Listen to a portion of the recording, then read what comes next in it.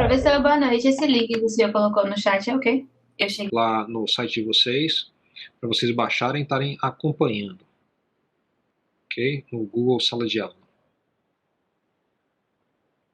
Nosso itinerário de hoje, vamos falar sobre interpretando as medidas, instrumentos analógicos, né, que tem ponteiro e escalas analógicas, instrumentos digitais, que tem um mostrador digital, algarismos significativos de medidas, falar um pouco sobre notação científica, muito assim rapidamente, incerteza do instrumento, né, e incerteza padrão que vem da estatística.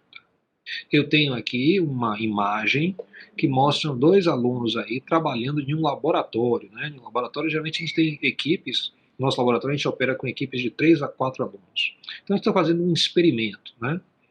Então, é nesse contexto que a gente vai falar sobre a parte do o que é, né, a ciência na medida. Então, claro que você não pega e decide fazer um experimento do nada, né? Você, tive a ideia, vou fazer um experimento. Geralmente, você vem olhando algum fenômeno, você vem estudando esse fenômeno e vem consultando também a literatura que fala sobre esse fenômeno. Então, eu vou falar aqui um ciclo, né, possível, que mostra o papel da medida na ciência. Esse ciclo que eu mostro aqui é só um exemplo. Existem várias outras propostas de vários autores diferentes, como é que esse ciclo funciona. Tem ciclos bastante diferentes na ciência, na engenharia, né? E eu vou falar sobre esse. Então, geralmente você começa com algum tipo de modelo na sua cabeça. O que é um modelo para a gente? Um modelo é algum tipo de estrutura, né, de uma equação. Então, nesse modelo aqui, eu estou dizendo que S é uma grandeza, tá? Que é igual a uma constante vezes um t elevado a n minúsculo. Se você consultar aqui a tabela, tá? Você vai ver que T é temperatura, S maiúsculo é condutividade. Então, eu estou medindo a condutividade em função da temperatura. Eu passo uma corrente elétrica em alguma coisa, mudo a temperatura e vou medindo isso. O que é que falta eu saber nesse modelo? Qual é o valor de K e qual é o valor de N? Mas eu tenho uma ideia. Por que eu tenho que ter uma ideia, mais ou menos? Porque se eu vou trabalhar com alguma variação de temperatura, eu tenho que saber que tipo de condutividade eu tenho, até para planejar meu experimento. Então, quando você faz medidas, como nesse experimento, por exemplo, requer que você faça medidas de condutividade, você não vai pegar seu aparelho e colocar para fazer uma medida sem saber que ele aguenta a medida. Tá? Então, nesse caso, se você tivesse um aparelho que é inadequado ou calibrado em algum tipo de posição que é incorreta, o que vai acontecer? Ele vai queimar. Então, você quer evitar isso. Quem trabalhou com eletrônica, né, pode dizer assim, quem nunca queimou um voltímetro? Então você tem que saber onde você está colocando o seu instrumento, voltímetro, perímetro, assim por diante, senão pode dar problema. Então, o meu modelo é esse aqui, isso permite eu desenhar meu experimento, tá? Com meus experimentos eu consigo tirar medidas. Então, as medidas vão em uma tabela e formam os meus dados. Eu posso fazer análise desses dados. Geralmente, o que é uma análise de dados? É você construir um gráfico, tá? Então, se você constrói esse gráfico e você vê, por exemplo, que, olha, parece que é uma linha reta, tá? Então, ou a ideia de que o modelo de uma linha reta se ajusta bem aos dados, tá? Permite eu dizer que n provavelmente é 1 aqui. Eu posso experimentar depois n igual a 2, 3 e ver se tem alguma diferença, algum ganho com isso. Mas aqui tudo leva a crer que n igual a 1 tá bom. E se eu sei que n igual a 1 e eu tenho os dados, eu tenho uma reta, dá para eu tirar a inclinação da reta, que seria o valor de K. Digamos aí que K deu 4,35 unidades. Com isso, então, eu cheguei à minha conclusão do meu experimento, né? Eu posso, então, publicar isso para ser avaliado por colegas. Colegas vão tentar repetir isso, ver se concordam comigo, não concordam. Alguém pode dizer, não, os meus dados mais se pareceram com um t ao quadrado, mais se pareceu com um t elevado a um meio, né? Então, vai ter diferentes opiniões. Aos poucos, né, se você vai contribuindo, tá, para essa conversa, vai haver uma convergência e várias pessoas vão começar a concordar em que tipo de modelo, que tipo de equação eu vou estar utilizando para esse tipo de experimento. Então, claro, se você está publicando isso aqui, isso vai servir de pesquisa bibliográfica para um novo grupo que vai propor outro experimento, ou vai repetir, ou fazer algumas variações, para ir mapeando, né, se esse é o melhor modelo ou não, e assim esse ciclo vai se repetindo, né, e assim a ciência ou a engenharia pode avançar. Eu falei que existem variações na literatura desse tipo de esquema, tá? Então eu não exauri o tema, mas aí está um esboço. Bem, para isso você vai precisar de medidas. Então seria interessante se ao fazer um experimento e alguém se comprometesse a repeti-lo, tá? Ele não vai fazer as mesmas medidas que eu, mas vai fazer outras medidas. Mas aí ele vai confirmar ou ele vai dizer, não, você estava errado, você errou nas suas conclusões. Então, é muito importante que hajam regras bem claras de como é que as medidas devem ser feitas, como é que a análise deve ser feita, assim por diante, para que outras pessoas possam realizar seu experimento e chegar às mesmas conclusões, ou conclusões dentro do erro das medidas, né? Então, geralmente acontece isso. Eu tenho uma certa precisão de medida que eu fiz. Então, para essa precisão, o modelo que melhor se ajusta é, digamos, uma linha reta. Se tivesse maior precisão, você podia ver que talvez fosse uma parábola com uma inclinação, uma concavidade bem discreta, né? Então, aí o modelo seria aperfeiçoado, tá? Então, a gente vai falar um pouco aqui sobre as convenções das medidas, tá? Vou começar então com a medida analógica. Eu usei uma régua aqui para medir dois objetos. Eu usei a mesma régua. Um lápis azul e outro lápis verde. Então, se você amplia aqui para você olhar a ponta do lápis nas duas situações, você pode então dizer que medida é essa. Alguém é voluntário aí para dizer que medida, qual é a melhor medida em cada um dos casos? No primeiro seria 9,5 e no segundo seria 9,45. Eu chutaria assim. Bom, então, o primeiro você falou 9,5, o lilás ou o verde? Qual é o primeiro para você? O primeiro é o lilás. Lilás, tá. Eu vou perceber, minha percepção é um pouco diferente, aí cada um vai ter uma percepção. Aqui eu vi o contrário, mas as mesmas medidas que ele falou. Verdade. Mas vai ter variação. Justamente, foi muito bom isso acontecer. Porque o que vai acontecer vai ter uma variação de pessoa para pessoa. Eu já fiz experimentos assim, onde eu botei a turma inteira para fazer 10 medidas da mesma coisa. Cada um dos grupos. Então depois a gente tinha 40, 50 medidas. Era impressionante como tinha variação de medidas. Claro que eu usei um objeto tipo um cubo de madeira. Um cubo de madeira, por mais que você aparelhe ele vai ter imperfeições. A depender da posição que você escolhe, de como você usa a régua, assim por diante, especialmente o problema do esquadro, né, vai produzir grandes variações. Mas aqui eu diria o seguinte: a pontinha do lilás está caindo entre as duas marcas logo antes do 9,5. Já no segundo caso, ele está caindo aqui próximo à marca do 9,5. Então, guarde essa informação aí. Ok. Então, quando eu uso uma régua, tá, de forma centimetrada, essa aqui especificamente, no intervalo entre 1 e 10, é possível ler dois algarismos na régua, diretamente. Então, a gente falou 9,4 e a gente falou 9,5. Um entre as duas marcas e outro em cima da marca, tá? É possível estimar mais um algarismo. Então, quando você fala e houve divergência sobre a marca, se está em cima da marca ou entre duas marcas, a gente tem a seguinte ideia. É possível estimar mais um algarismo da seguinte forma. Quando está na vizinhança da marca milimetrada, eu vou dizer 0. Quando está na vizinhança do centro entre duas marcas, eu vou dizer 5. Tá?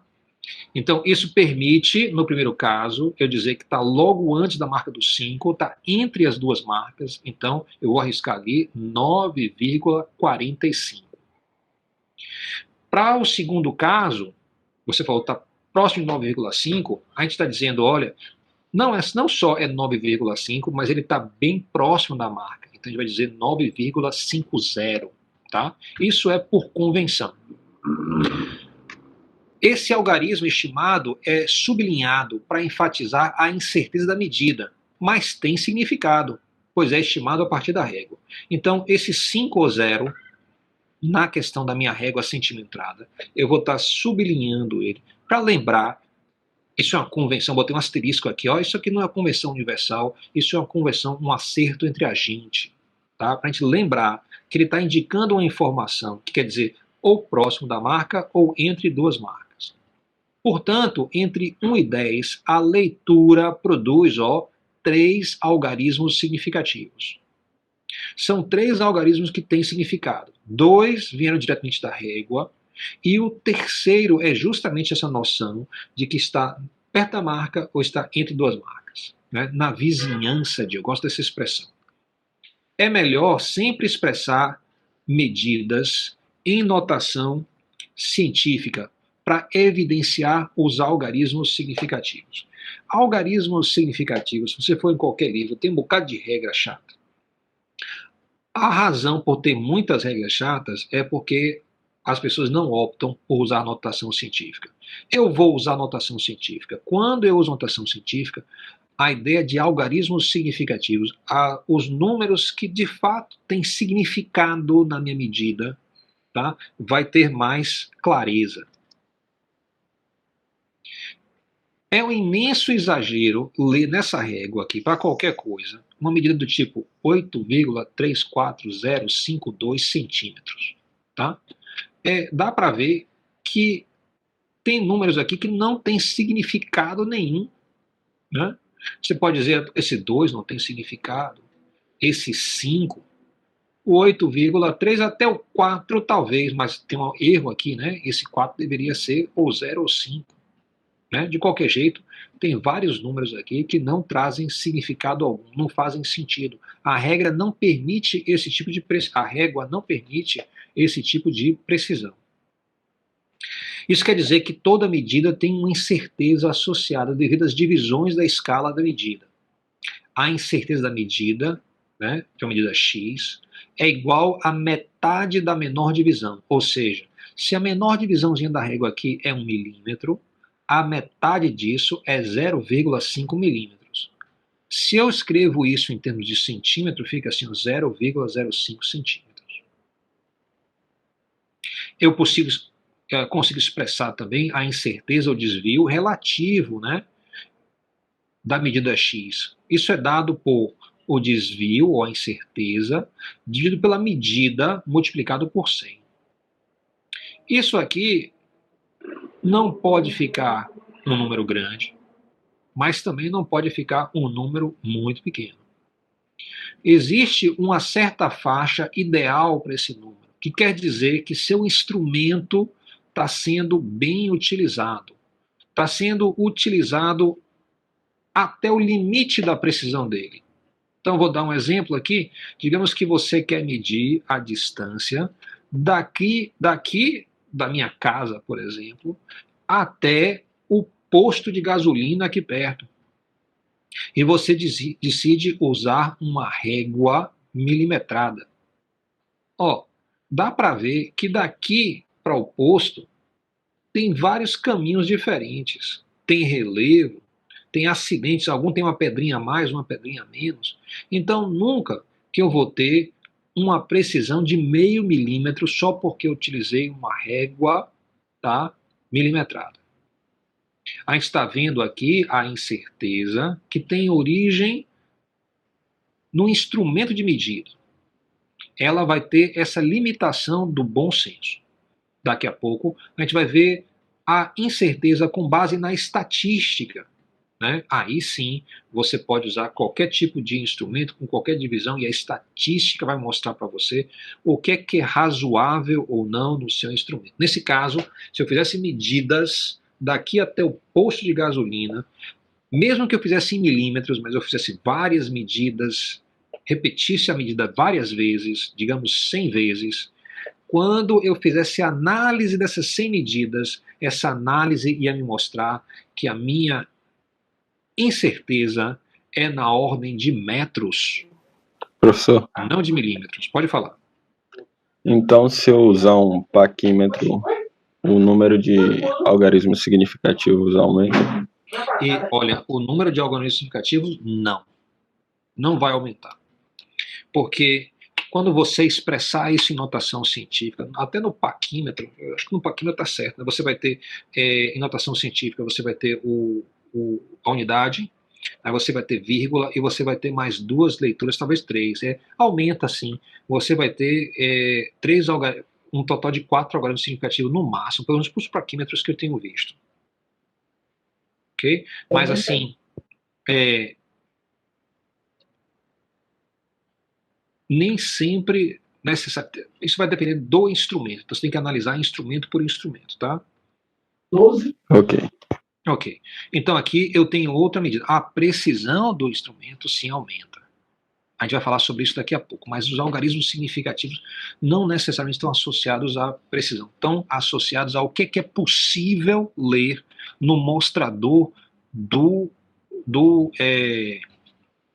seu instrumento. Então, eu estou dizendo aqui, existem limitações porque eu estou usando uma escala centimetrada. Né? Então, a divisão é centímetro. Tem uma limitação, outra limitação, se eu uso uma escala milimetrada. Então, a depender da escala que eu uso, eu tenho limitações. A limitação qual é? Que geralmente eu posso ler 1 dígito, 2 dígitos, mas o terceiro eu vou ter que adivinhar em um certo momento se está próximo à linha ou vou estar entre 2 linhas. Claro que não é adivinhar totalmente, você vai arriscar um palpite. E o seu colega pode não concordar com o seu palpite. A mesma coisa vai valer para o paquímetro. Quem já usou o paquímetro sabe que quando você bota aquelas 2 escalazinhas para coincidir, aí tem diferentes opiniões. Algumas pessoas acham, não, coincidiu aqui, outro coincidiu ali. Essa é a limitação da escala. Muito difícil dar o mesmo resultado com várias pessoas diferentes. Exatamente. É por isso que eu uso o paquímetro digital. Cuidado, o mesmo problema acontece com o Mas- digital. Não quer dizer nada. Digital, É verdade. Essa foi boa. Acontece isso muito. A gente, se o instrumento é analógico ou ele é digital, cada um vai ter suas limitações. Qual é que permite uma precisão, né, por fim, maior? Não tem, depende muito de como o instrumento é utilizado. Então, você pode obter com o instrumento analógico maior precisão ou com o outro. Os dois têm problemas de escala também. Vamos dar uma olhada. Deixa eu voltar aqui, que eu não falei sobre isso aqui. Muito bem. Então, como é que fica a medida? Agora vamos expressar isso em notação científica, com número de algarismo significativo, levando em conta esse palpite quanto a cair em cima ou não, tá? E vamos ver o que é a unidade, tá? Então, a minha leitura aqui, a gente falou que é por volta de 9,45 centímetros. Se eu escrevo isso no SI, eu vou utilizar metro. Se eu boto notação científica, fica 10 a menos 2, porque corresponde a centímetro, tá? Aqui, então, vai sempre ficar, para uma régua, para este instrumento, vai ficar 3 dígitos, tá? O 9, o algarismo 9, o algarismo 4 e o 5, onde o 5 eu estou sublinhando porque isso envolveu aquele meu palpite. Esses 3 números vieram da régua. Esses de cá fazem parte da unidade do instrumento. Eu não li isso diretamente aqui.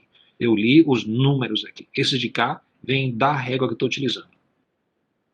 Aqui, então, quando você vê o segundo exemplo, você tem 9,50 vezes 10 a menos 2 metros. Mesma coisa acontece. Esses 3 algarismos vêm da régua. Esse aqui vem justamente da unidade da régua. Então, se eu tenho essa convenção, qualquer pessoa que planeje repetir meu experimento vai ler na descrição do meu experimento que eu usei uma régua e a divisão dela foi esta, e a pessoa vai dizer, olha, eu preciso fazer as medidas com 3 algarismos significativos, não posso correr disso. Então, em notação científica, o número principal aqui vai expressar a quantidade de algarismos significativos. Então, você nunca tem dúvida. Você escrever em notação científica vai ter 9,45. Isso aqui veio da régua. Ok. Muito bem. Então, observe o que acontece. Esse aqui é o valor mais provável, tá? Então, quando você faz exercício, alguém apresenta lá, por exemplo, olha, alguém pegou um lápis de 9,45 e fez isso, aquilo, outro, aquilo, outro. Geralmente não se fala sobre a incerteza da medida, mas dá-se a informação em termos de diagrama significativo. Geralmente, quando você usa, por exemplo, o Young and Friedman, usa o Halliday ou qualquer livro desse, você vai ver que eles respeitam a questão dos algarismos significativos, das informações que foram dadas e dos resultados esperados. Então, não é assim que cada um faz uma conta e vai dar um pouquinho diferente, mas está tudo aceito. Na visão deles, se você seguir as regras dos algarismos significativos, quando você multiplica, divide, some, você vai ter um resultado, e esse resultado é o que eles botam no final do capítulo. Eles têm a expectativa que todo mundo chegue no mesmo número, não é chegar pertinho, não. Tá? Claro que eu não vou estar dando esse enfoque, a gente não precisa disso, né, mas na área experimental você tem que fazer essa análise. O que é que esse número aqui quer dizer? Quer dizer que no mínimo ele é 9,4, no máximo é 9,5. Ou seja, eu estou admitindo que a minha medida não é perfeita, que na verdade a única coisa que eu posso falar sobre uma medida é um valor mínimo e um valor máximo para essa medida está entre esses dois números. A ciência hoje está avançando, a gente está tentando, por exemplo, estabelecer a constante de Hubble, tá? Que a gente não sabe ainda com certeza, mas a gente sabe o valor mínimo dela e a gente sabe o valor máximo. Por quê? Porque a gente já fez vários experimentos, os experimentos não são bons ainda, né? Dão um erro muito grande, uma incerteza muito grande, mas a gente já está lá com mínimo e máximo. Novos experimentos vão fazer o quê? Vão diminuindo esse intervalo. Ok? Então, esse aqui é uma medida boa, porque o intervalo é pequeno em relação à medida. Se eu quisesse fazer medidas no início da régua, entre 0 e 1, isso aqui não seria mais verdadeiro. Porque eu não estou mais com uma medida grande em relação à incerteza, ou seja, o meu erro relativo é maior. Eu quero usar um instrumento, eu quero o erro relativo mais baixo possível dentro do razoável. Ok? Alguma pergunta?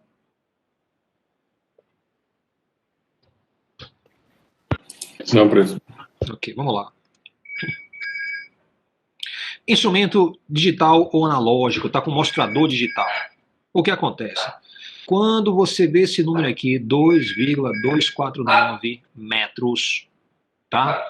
Se você não olhou o manual ainda, você tem que supor que o erro está justamente no 9, tá? No último algarismo do mostrador. Deveria ser 5 ou 0, né? Ele pode ser 0 ou pode ser o 8, porque a gente vai usar aqui não metade da menor divisão, mas a menor divisão. Essa é a diferença entre o mostrador analógico e o mostrador digital. No mostrador analógico, a gente está pensando sempre a metade da menor divisão. Já no mostrador analógico, é a menor divisão em si. Então, claro, tem que prestar atenção. Tem alguns aparelhos digitais que esse último dígito aqui pula de 5 em 5. Então, qual é o desvio? É 5, né? Para aquela casa. Aqui, esse mostrador, eu estou assumindo que ele pula de 1 em 1. Então, isso quer dizer que eu posso ler do mostrador aqui 2,249.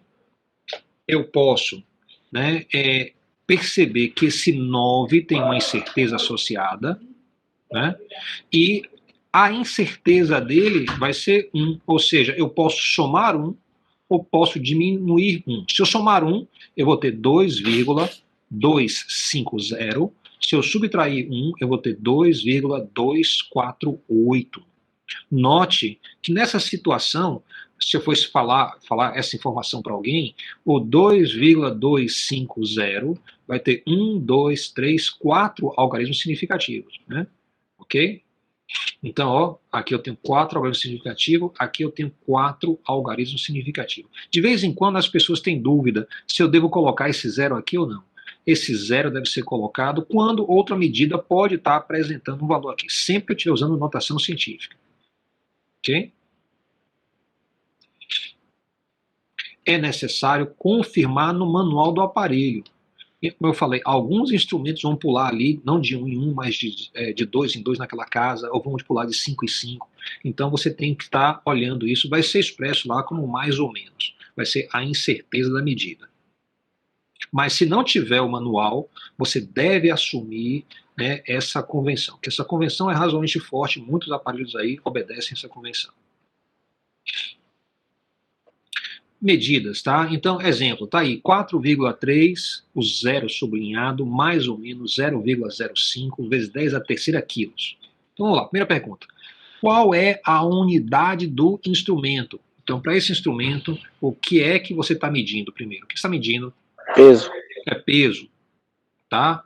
Então, se você está medindo o peso, aí seria, em termos da física, a gente sempre se refere à massa, né? Então, se você está tirando a massa, qual é a unidade da massa aqui? No meu instrumento. Não é quilograma, observe, quilograma vezes 10 elevado a 3, que é 1000. a terceira, ou seja, Vai ser grama, né? eu não estou vendo, eu não estou lendo no instrumento essa informação. Os números que são lidos aqui é 4,30, deve ter uma escala lá, tá? Tem uma certa incerteza, mas a unidade está aqui fora, ó, é 10 a terceira quilos. Existe algum apelido para 10 a terceira quilos? Tonelada. Então, eu estou aí em algum tipo de balança que mede tonelada, e quando eu me inspirei nisso aí, eu estava pensando, eu trabalhei na Ford em uma certa época, e a gente pesava os carros, então a gente tinha uma balança, né, de toneladas, ok? Então, qual o valor mais provável da medida? Qual é o valor principal da medida? É esse aqui, ó. 4,30 com zero sublinhado. Esse é o valor mais provável da medida. Quantos algarismos são significativos? Então, eu vou ter, ó, 4,30. 3 algarismos significativos. Sempre que o número está expresso em notação científica, eu só vou atentar para essa situação. A quantidade de algarismos significativos aparece explicitamente no número principal da notação científica. Ok? Qual é o algarismo que possui incerteza? Vai ser justamente o zero. Ele está sublinhado, essa é a nossa convenção. Mas você pode olhar na incerteza aqui e ver a incerteza está afetando qual dos algarismos? Está afetando justamente o zero sublinhado.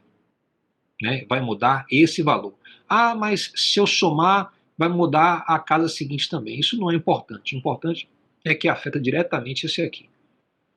Às vezes podia ter um 5 aqui, que somado com esse 5 vai mudar aqui para um 4.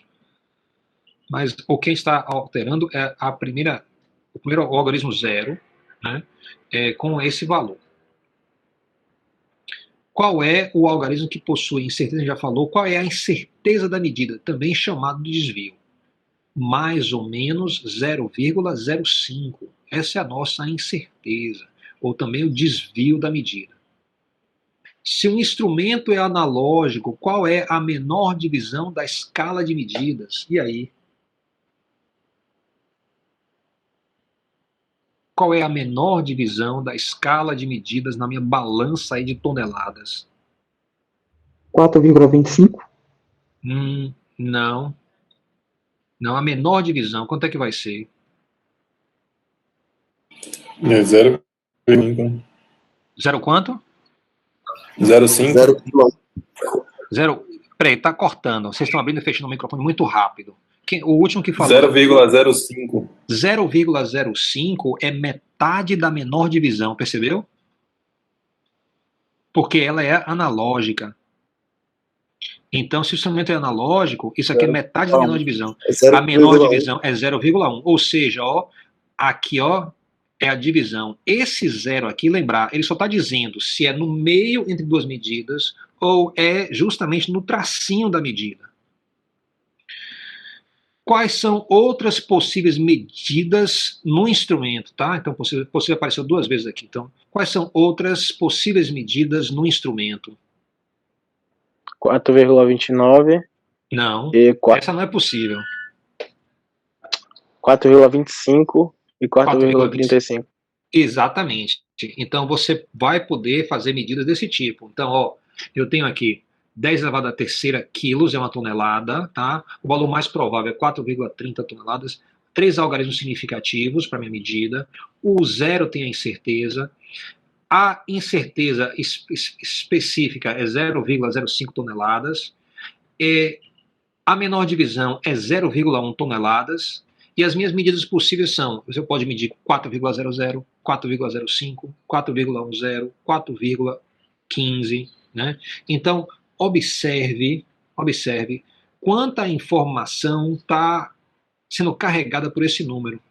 Outra pessoa, né, que conheça essas convenções pode olhar esse número e já dizer, olha, eu já sei, se eu for repetir esse experimento, que eu tenho que escolher uma balança que mede tonelada, que tem como menor divisão no mínimo 0,1, para eu poder confirmar essa medida ou não.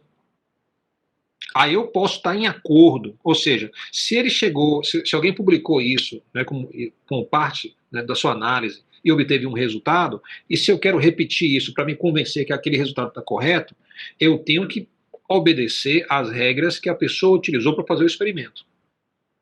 Então, eu vou olhar os números, vou tirar essa informação, eu vou poder me organizar para fazer essas medidas. Ok. Então, seria incorreto as seguintes coisas, ó.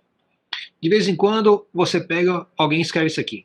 2, então isso é uma medida, é em segundos, tá? Então, alguém escreveu 2,0175 mais ou menos 0,03. Então, note que a incerteza aqui é 0,03. Ela vai afetar o número 1 aqui. Isso quer dizer que esse 7 e esse 5 não tem mais significado nenhum. Ok? Então, eles não deveriam estar sendo escritos, eu deveria tirar aqui. Como é que eu tiro isso? Eu vou arredondar. Então, 2,0175, o 7 é maior do que 5, então isso vira 2,02, mais ou menos 0,03 segundos. Ok? Ou seja, os algarismos 7 e 5 não são significativos e não devem ser escritos. Outra situação, ó, eu botei aqui 2. Aí eu falei, rapaz, 2,0, isso é 2. Aí, cuidado, se você está dizendo que a incerteza está, ó, justamente na segunda casa decimal, a sua medida principal vai ter que mostrar os números lidos a partir do instrumento até a segunda casa decimal.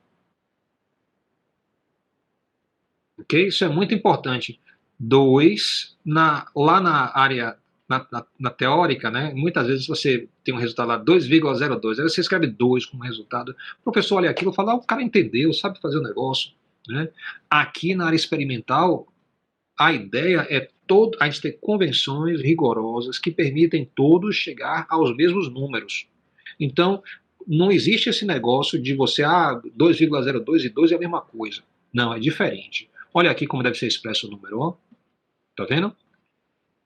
Aqui embaixo, ok? A incerteza deve ter apenas um algarismo significativo.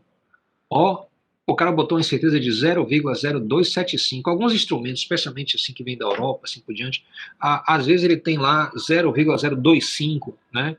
É de bom tom, é apropriado você passar para 0,03, ó. Então, em vez de 0,0275, a gente só quer um algarismo significativo na incerteza. Então, evite botar uma incerteza que tem muitos algarismos significativos. A gente só quer um. Ok? Note que quando eu falo isso, eu estou dizendo que nessa situação, não é do número principal. Nessa situação, os algarismos significativos não incluem os zeros à esquerda, ó. Tá vendo? Então, ele só tem esse número aqui só tem um algarismo significativo. Zero à esquerda é questão de unidade.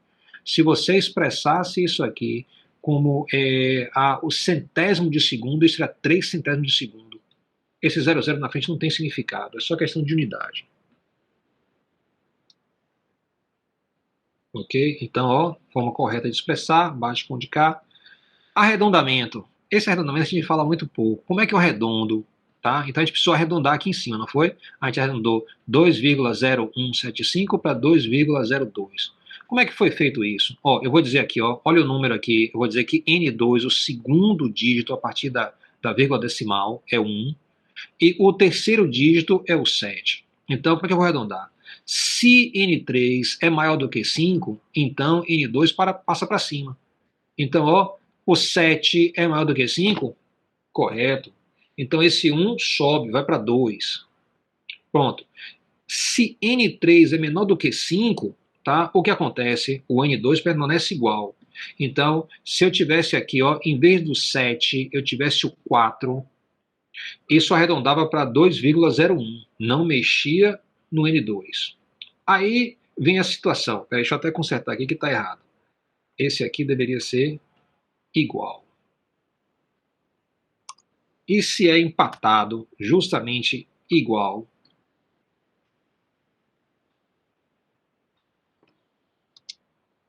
o que acontece? Como é que você faz isso? Observe aqui, ó. Existe a regra do par ou ímpar, tá? E se eu tivesse aqui, ó, 2,015, pode até ter esse outro 5 aqui, então 2,0155, tá? Esse 5 não me diz nada, o segundo 5 não diz nada, então eu vou olhar o número 2,015. Esse 5 aqui, então, vai dizer o seguinte, o N2 vai para o par mais próximo. Então, se eu tenho aqui, ó, 2,015, o 5 está me dizendo que esse 1 vai para 2. Tá? Essa é uma regra meio esquisita, você demora de se acostumar com ela. Mas ela existe para não influenciar conjuntos de dados muito extensos. Se você dissesse, como na vida usual, no dia a dia, as pessoas falam, ó, se deu 5, arredonda para cima. Se você dissesse para isso assim, isso quer dizer que sua análise sempre ia estar um pouquinho acima da média. Se você usar a regra de que vai para o par mais próximo, se for 5, isso quer dizer que em algumas situações você vai arredondar para cima, outras você vai manter igual, tal que a segunda casa decimal nessa medida seja sempre par. Então vou dar um exemplo aqui. Então se eu tivesse 2,025, tá? Aí o 5 me diz, o N2 vai para o par mais próximo. Ó, 2 já é par, então ficaria 2,02. Que isso garante que sua análise não influencia o resultado. Muito bem. Notação científica. Aí vale a pena a gente olhar a questão da calculadora. Muita gente chega no ensino superior usando a calculadora científica de forma incorreta. Então, se eu fosse colocar aqui esse número em uma calculadora, eu apertaria que teclas? Eu apertaria o 9,45, a tecla O é XP, depois tem uma teclazinha que é parêntese menos parêntese para indicar o negativo da potência, 2. Se eu apertar o igual, ele vai me mostrar justamente esse número. Tem muita gente que gosta de usar aqui vezes 10 elevado a, e muitas vezes acaba errando a conta. Isso induz a alguns erros em algumas situações. Então a forma correta, e você pode pegar sua calculadora e experimentar isso, é dessa forma. No segundo número, 9,5, esse zero aqui é opcional. A calculadora não dá a mínima importância para isso. Você pode colocar ou não. Mas você deve usar essa tecla EXP elevado, isso quer dizer, vezes 10 elevado a menos 2. Então, ó, esses dois números são exatamente iguais. Você pode fazer, transformar números de científico para normal, né, nessa calculadora, apertando a tecla Shift Mod 7 ou Shift Mod 8. Esse modelo aqui é razoavelmente popular. Então, se você olhar aqui, ó, a calculadora fica assim. Esse mod é essa tecla. Esse negativo aqui não é o menos de operação matemática. O negativo fica aqui à parte, ó. E a tecla EXP sempre está aqui embaixo do lado do ponto, para facilitar a sua digitação. ok? Então você pode usar a calculadora, pode ser a Cássio Científico, mas tem a marca Kenko, tem outros também. Ok. Então, instrumentos de medidas custam caro, tá? Então você tem aqui régua, paquímetro, micrômetro, microscópio eletrônico, microscópio de tunelamento. Note aí que o número de algarismos significativos vai crescendo. Ó, tá vendo como eu falei? O paquímetro tem 4, geralmente, né? Pode ter, ó, pode chegar até um pouquinho mais, não sei. Aí depende da quanto técnico o pessoal é que fabrica o instrumento. De qualquer jeito, mas usualmente é isso. O micrômetro é mais uma casa, o microscópio. Note uma importante coisa, ó.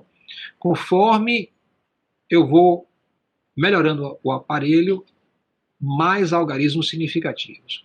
Não muda em nada a minha escala, ó, a minha unidade.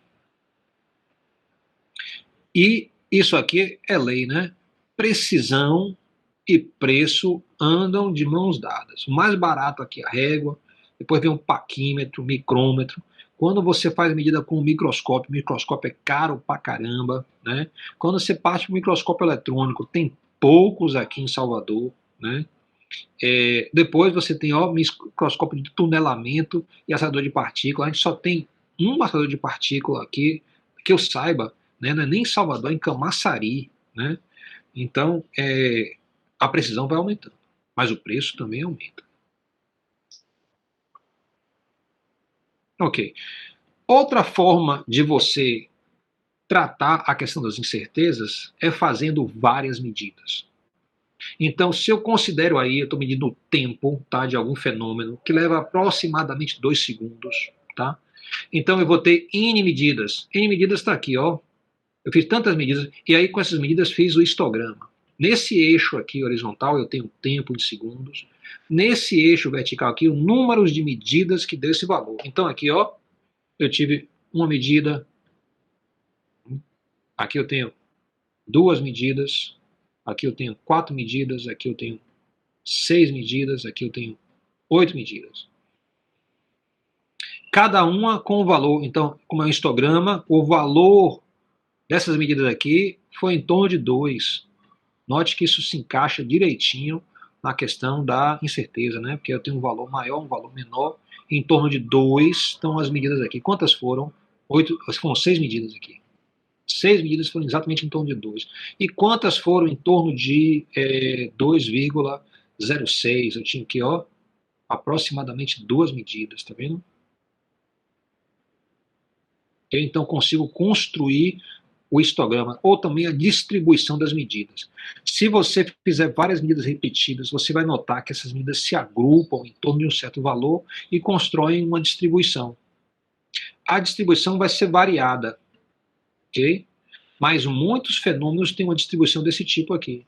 Conforme eu faço muitas medidas, a distribuição fica mais ou menos assim. Cada medida é um pouco diferente. E aí dá origem, né, a essa distribuição. Com isso aqui, eu posso, então, definir um valor mais provável para a minha medida e posso definir também a incerteza associada. Como é que isso é feito? Eu vou fazer o seguinte, eu vou tirar o valor mais provável, ou seja, eu vou pegar uma linha aqui vertical e vou mexê-la para a direita e para a esquerda, até que eu encontre a posição onde a quantidade de medidas da esquerda é igual à quantidade de medidas da direita multiplicada aqui pelos vários pesos. Então, eu vou ter aqui, ó, um valor mais provável. Também dá para eu, a partir da largura da distribuição, definir uma incerteza. Que a gente pode chamar essa incerteza padrão ou desvio padrão. Como é que eu posso fazer isso? Se eu tenho N valores do tempo e eu quero o valor mais provável, eu vou simplesmente dizer, olha, o valor mais provável que eu ter entre colchetes vai ser igual a 1 sobre o número de medidas, e imagina-se que você tem um número de medidas aí maior do que 10, por exemplo, maior do que 11, né? Se você tiver um número muito baixo, não dá para fazer esse tipo de análise. O ideal é que você tenha 100 ou mais medidas, multiplicado pelo o somatório, tá, dos T's. Então, de igual a 1 até n, até a última medida. Isso vai me dar, então, meu T mais provável. Note que isso aí é uma média, né? Eu peguei os valores todos e tirei uma média, meu valor mais provável. A incerteza padrão, então, eu vou fazer dessa forma. Esse somatório aqui até n, igual de cá. Viu? Veio faltando. Esse n caiu para cá. Esse é o problema da equação. Então, esse aqui é o valor mais provável e essa aqui é a incerteza padrão. Vai me dar essa largura aqui, né? Então, eu posso escrever o resultado como sendo o valor mais provável mais ou menos essa incerteza padrão aqui. Isso aqui é preferido. Então, eu só vou usar a incerteza do instrumento quando eu não puder fazer uma pancada de medidas. Aí eu vou usar o de lá. O de lá está suscetível àquele problema de eu medir a distância daqui até o posto com a régua milimetrada. Ok? Então, isso quer dizer que a metade da menor divisão não vai refletir o meu erro. Se você fizer essa, mesmo que você use uma régua centimetrada para medir a distância daqui até o posto, tá? Essa análise vai dar a você um valor confiável para a incerteza. E vai dizer a você que esqueça esse negócio de régua milimetrada, que ela não está ajudando em nada. O seu erro aqui é na ordem de metros. É só você fazer a medida 100 vezes, daqui até o posto, com a régua centimetrada ou milimetrada, que você vai perceber. Claro que ninguém vai querer fazer isso, né? Perguntas, dúvidas? Tudo tranquilo. Ok. Professor, Tá, pode falar. a minha dúvida, na verdade, é sobre os apontamentos, o senhor disse que a gente tinha que fazer. Como é que vai funcionar? A gente vai postar, o senhor vai disponibilizar lá? Vai ser bem fácil, assim. Perto da primeira avaliação, mais ou menos uns 4 ou 5 dias antes, eu vou colocar uma atividade no Google Formulários.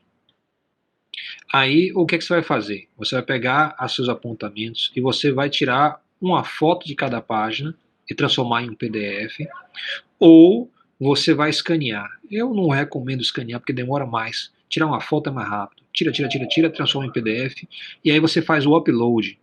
Esse upload é feito para não gastar tempo seu durante a avaliação. Então isso é uma coisa que às vezes pode engasgar, se tem uma dificuldade, o arquivo ficou grande. Eu vou botar lá no Google Formulário uma capacidade grande de receber, mas vai estar sempre atrelado a PDF, e eu quero um PDF único, tá? Então se você tirou foto em JPEG, aí pega JPEG e joga em um organizador de PDF, transforma em um único PDF, que é mais rápido. Aí você, quando carregar para o site, é uma coisa só. Beleza. Isso parece? Esclarece. Uma outra pergunta que eu queria fazer Tá. é se tem alguma preferência do que tem que estar escrito, ou a gente pode considerar como anotações normais que a gente faz em sala. É isso, eu quero ver as anotações normais que você faz em sala. Tá? É a razão. Eu não faço isso do semestre. Eu fiz isso para Física Geral Experimental 2, eu vou fazer para Física Geral Experimental 1 e eu vou parar. Não vou mais fazer. Eu realmente tenho interesse em saber, durante a pandemia, como é que meu aluno conseguiu, porque essa aula ela é muito corrida, passa muita coisa na tela. Como é que ele está traduzindo isso para apontamentos? Como é que ele está absorvendo isso? Claro que tem os apontamentos que são distintamente superiores a outros. É só olhar, bater com o que você percebe, né? Eu tenho visto que apontamentos, então não é a questão de muitas páginas, às vezes o aluno pensa, quanto mais páginas ele vai ter um melhor rendimento. Não é verdade, tá? Tem algumas coisas que são feitas assim até para produzir páginas. Então teve um aluno que escreveu 3, 4 coisas em uma página, assim, bem salteado para poder render mais páginas. Não esqueça isso. Não é questão de número de páginas. A coisa é a qualidade do que você está pensando. Então, eu vou tentar avaliar. Mais próximo, eu vou botar quais são os critérios básicos, assim, tá? Para você estar sabendo. Mas só mais próximo. Beleza, professor. Obrigado. Ok. Oi, pode falar. Já que nesse assunto a gente trabalha com variação também, em algum momento vai utilizar a derivada? Vai sim, já na próxima aula. Então a gente vai ter que mostrar na próxima aula de experimental, a gente já vai partir logo para a questão de quando você tem dados, faz um gráfico e como é que você ajusta o modelo.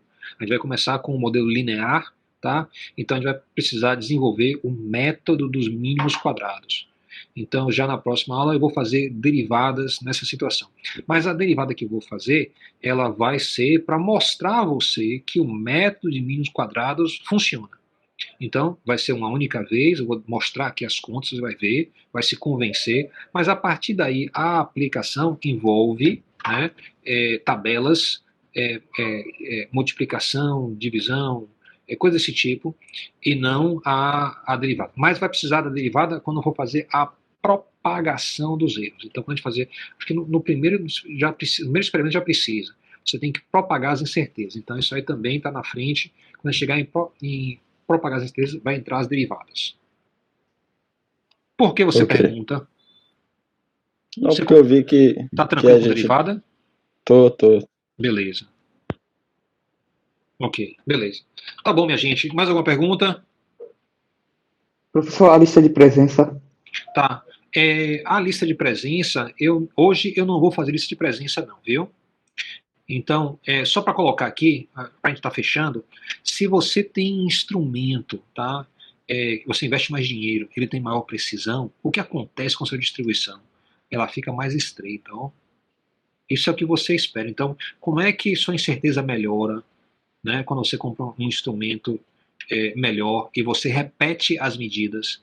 Você tem, então, uma distribuição mais fininha. E aí eu vou encerrar por aqui e dar boa noite a vocês, tá? Boa noite, professor. Boa noite. Valeu, professor. Boa noite, professor. Muito obrigado pela aula. Boa noite, professor. Valeu vocês, viu? Obrigadão, boa noite. Posso passar contigo? Boa noite, professor. Vão com Deus.